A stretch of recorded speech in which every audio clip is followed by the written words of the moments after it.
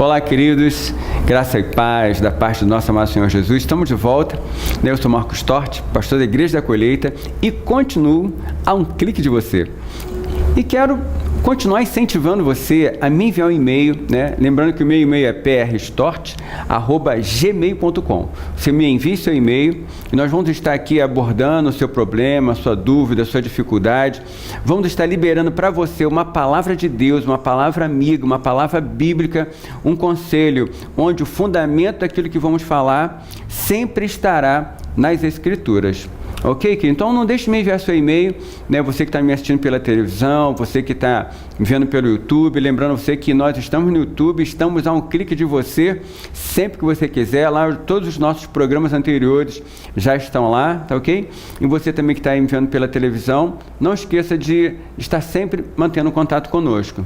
Eu quero já começar aqui a falar do e-mail do Senhor Geraldo, Seu Geraldo. Seu Geraldo me escreve o seguinte: sendo Deus poderoso e soberano, por que tanta gente sofre? É um questionamento de muitas pessoas, seu Geraldo. Até pessoas boas que não fazem mal a ninguém acabam sofrendo tanto nesta vida. Ok. Primeiramente, seu Geraldo, é necessário nós compreendermos o princípio de tudo isso, né? O seu Geraldo, um grande questionamento do seu Geraldo é o questionamento também de muitas pessoas, né? Por que tem tanto sofrimento? Por que tantas pessoas sofrem? Por que pessoas boas, né, passam por dificuldades, né? Se Deus é bom, se Deus é poderoso, se Deus pode fazer tudo, por que Deus não faz nada? Então é um questionamento muito intenso na vida de muitas pessoas. Só que nós precisamos entender o princípio de toda essa história, né? Como que isso tudo começou? Será que foi assim? Deus simplesmente se tornou um homem malvado, um homem malévolo, um homem que quer destruir tudo, né? Como é que é essa história, né, desse sofrimento que a humanidade vive ainda em nossos dias? Então, como eu falei, tudo começa do princípio, e o princípio está lá em Gênesis capítulo 1, verso 1, que diz assim: no princípio criou Deus os céus e a terra. No princípio criou Deus, né? Então, vamos dar uma paradinha aqui. Se no princípio Deus criou, significa que Deus existe antes do princípio. Na nossa mente limitada, nós sempre pensamos que alguma coisa tem que ter princípio, e se tem princípio, vai ter um fim. Na verdade, nós fomos criados depois do princípio, mas Deus existe antes do princípio. E antes do princípio, Ele estava planejando tudo. É como um arquiteto, né, que vai, né, projetar, né, um edifício, né? Então, ele faz o seu projeto e a casa já existe no projeto, né? Aí, quando tudo já existe no projeto, começa então a ser executado o projeto, os fundamentos, né, o material que vai ser utilizado, né? Então começa a construção. Mas antes disso tudo, esse edifício já existia na mente do arquiteto. E assim também é tudo que foi criado. Deus, antes do princípio, planejou tudo. Deus pensou, né, como que seria a árvore, como que seria o morango, né, como que seria uma palmeira, como que seria o mar, os peixes. Deus planejou tudo. Como que seria o homem, né? Deus planejou tudo. Então, depois que Ele planejou tudo, no princípio, Ele criou. Então, Deus planejou tudo. E o que Deus planejou foi tudo do melhor. Deus planejou tudo bom e maravilhoso para que o homem pudesse desfrutar. E nós podemos confirmar isso continuando aqui lendo em Gênesis, né, capítulo 1. Vou só pulando aqui, senão o texto fica muito grande e o nosso tempo não é tão longo assim. Mas aqui no verso 3 começou tudo. E disse Deus: haja luz, e houve luz, né? Então, ó, Deus interessado em tirar, né, aquela situação de treva, de caos que havia na terra, que estava naquele momento sem forma e vazia. Mas no verso 8 nós já lemos assim, ó, Gênesis 1, né? Agora verso 8: e chamou Deus a expansão céus, e foi tarde amanhã o dia segundo, né? Já estamos no segundo dia, estou pulando. E disse Deus: ajuntem-se as águas debaixo dos céus num lugar, e apareça a porção seca. E assim foi. E chamou Deus a porção seca terra, e ao ajuntamento das águas chamou mares. E viu Deus que era bom. Então no verso 10 nós vemos que Deus observou tudo que ele havia criado e disse que tudo aquilo que ele havia criado era bom, né? Vamos continuar. No verso 12, e a terra produziu erva dando semente conforme a sua espécie, e árvore frutífera, cuja semente está nela conforme a sua espécie. E viu Deus que era bom. Então percebam que Deus vai criando, e Deus olha para trás e vê o que criou, e Deus entende que aquilo que ele criou era bom. Verso 16, e fez Deus os dois grandes luminares, o luminar maior para governar o dia e o luminar menor para governar a noite. E fez as estrelas, e Deus os pôs na expansão dos céus para iluminar a terra, e para governar o dia e a noite, e para fazer separação entre luz e as trevas, e viu Deus que era bom. Então percebam que Deus está fazendo todas as coisas e tudo é bom, né? Deus observa aquilo que ele criou, para ver se está de acordo com o seu planejamento e se está de acordo com aquilo para que ele quer fazer, né? Aquilo de benefício que ele quer trazer para aquele que ele vai criar, né? Aquele que será, podemos dizer, a excelência da sua criação, aquele que ele olhou para si e disse, façamos, né? Quando Deus vai fazer brotar as ervas do campo, ele fala, produza a terra ervas do campo. Deus olha para o mar e diz que produza peixes, né? Deus olha para a terra novamente e fala que produza os animais campestres, né? Mas Deus não olha para a terra, nem para o mar, nem para o céu. Deus olha para ele e diz, façamos, né? Pai, Filho e Espírito Santo, façamos o homem à nossa imagem, né? A excelência, né, da criação, né? Que para quem tudo que Deus criou de bom até aqui foi preparado, né? E vamos continuar aqui, né? Gênesis 1, né? Verso 27, fala assim, e criou Deus o homem à sua imagem, a imagem de Deus o criou, homem e mulher os criou, e Deus os abençoou. E Deus lhe disse, frutificai, multiplicai-vos, enchei a terra, sujeitai-a, dominai sobre os peixes do mar, sobre as aves do céu, sobre todo animal que se move sobre a terra. E o verso 31 que diz assim, e viu Deus tudo quanto tinha feito, e eis que era muito bom. E foi tarde e manhã, o dia sexto. Então nós vemos aqui, seu Geraldo, que a intenção de Deus, né, em tudo aquilo que ele criou, era que tudo fosse maravilhoso, que tudo fosse belo, né, e que o homem pudesse desfrutar de tudo aquilo que Deus havia criado. Né, se nós continuarmos lendo no capítulo 2 de Gênesis, nós vamos ler também lá que Deus plantou um jardim no Éden e colocou o homem que ele havia criado ali. Então Deus criou o homem, né, na intenção de que ele pudesse desfrutar de todas as coisas maravilhosas que Deus havia criado.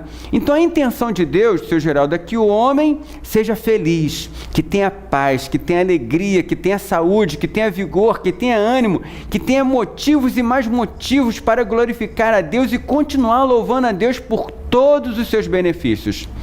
Mas teve um problema, uma situação aconteceu, que quando nós lemos lá em Gênesis, já no finalzinho de Gênesis capítulo 2, eu quero ler aqui para não ficar só nas minhas palavras, né? Gênesis capítulo 2, versos 16 e 17, que diz assim, e ordenou o Senhor Deus ao homem, dizendo, de toda árvore do jardim comerás livremente, né? Pode comer de tudo, mas da árvore do conhecimento do bem e do mal, dela não comerás, porque o dia em que dela comeres, certamente morrerás. Então aqui, seu Geraldo, né, voltando aqui um pouquinho, ok, aqui, seu Geraldo, nós vemos que teve uma situação, o homem foi colocado diante de uma prova, né? Ele poderia comer de tudo que estava no jardim, de todas as maravilhas, de todos os frutos maravilhosos, deliciosos que Deus havia criado, o homem poderia desfrutar de todos eles, mas Deus o proibiu de um. Ele disse, ó, da árvore do fruto do conhecimento do bem e do mal, ele você não pode comer. Pode comer todos os outros, mas esse aqui não. Mas o homem desobedeceu. O homem foi tentado pela serpente, que Apocalipse diz que a serpente era o diabo, né?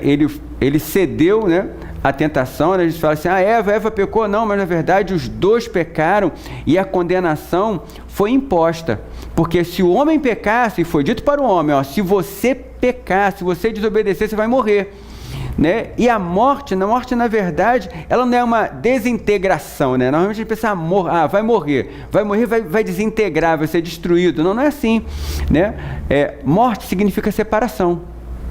Então existe a morte física e a morte espiritual. A morte física é a separação da alma e o corpo, né? A morte espiritual é a separação do homem e Deus.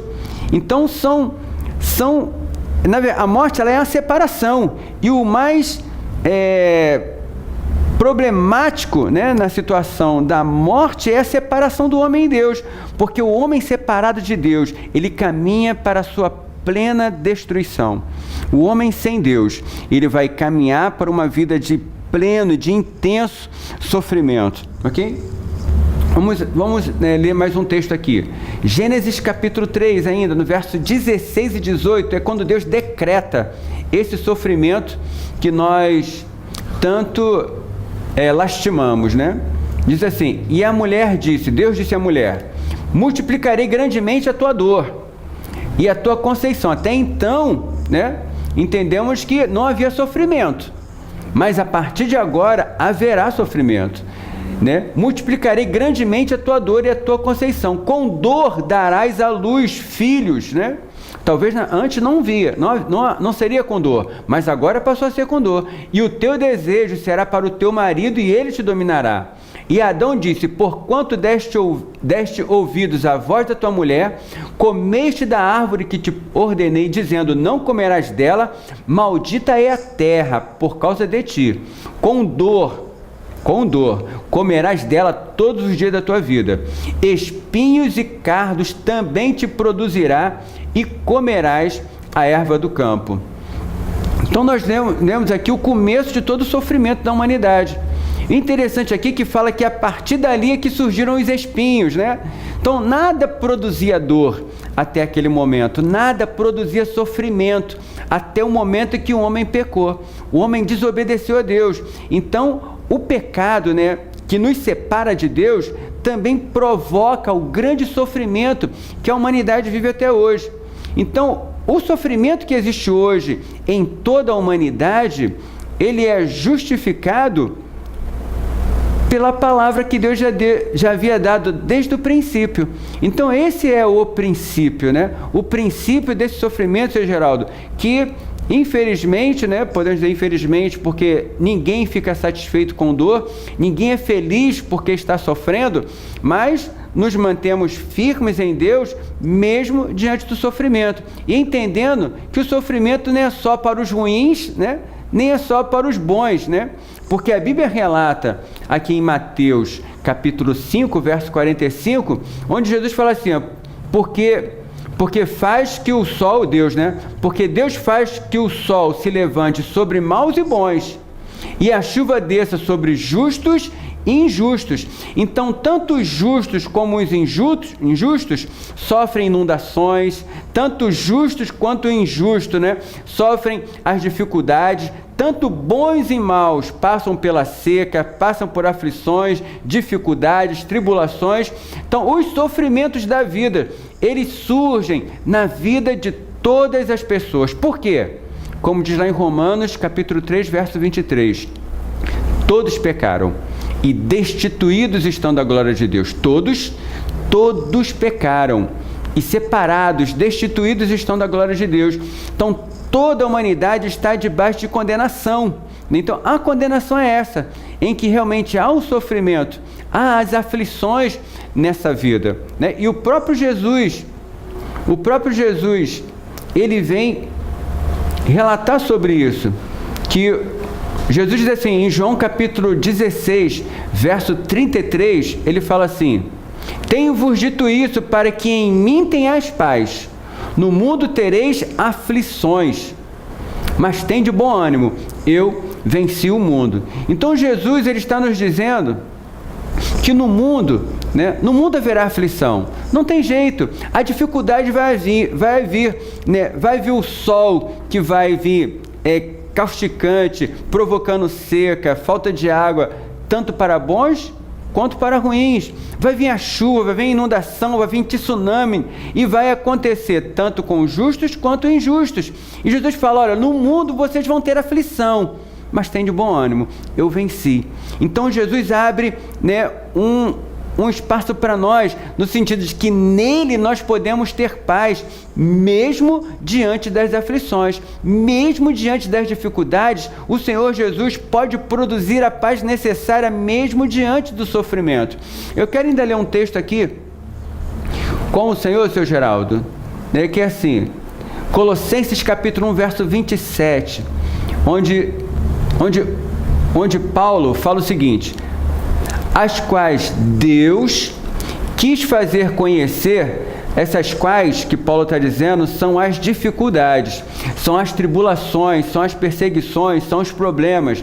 Então Paulo fala assim, esses sofrimentos, essas tribulações, essas dificuldades, essas perseguições, as quais Deus quis fazer conhecer quais são as riquezas da sua glória, deste mistério entre os gentios, que é Cristo em vós, a esperança da glória.